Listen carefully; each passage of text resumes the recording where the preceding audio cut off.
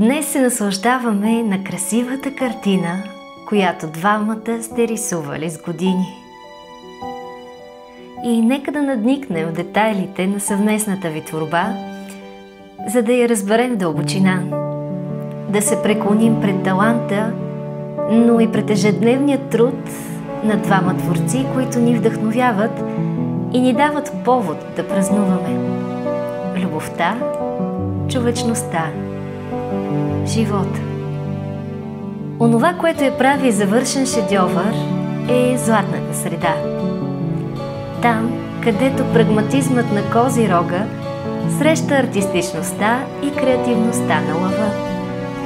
Където оптимизмът на единия добавя светли краски в посивелите от тревога мисли на другия. Където опустошителната сила на огъня бива владяна от хладната и твърда земя. Всъщност, дуалният свят, в който живеем, е изграден от такива и са възможни други контрасти. Те правят и живота и любовта толкова пъстри и интересни за преживяване. Знаете, противоположностите се привличат. Такъв е природният закон.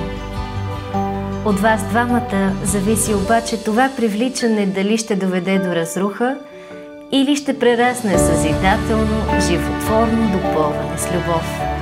Но щом сте достатъчно смели да се впуснете да рисувате заедно, щом сте достатъчно търпеливи и постоянни в общия труд, щом възприемате предизвикателствата и различията като възможности да обогатите творбата си, със сигурност ще сътворите най-изящната и най-ценна за вас картина.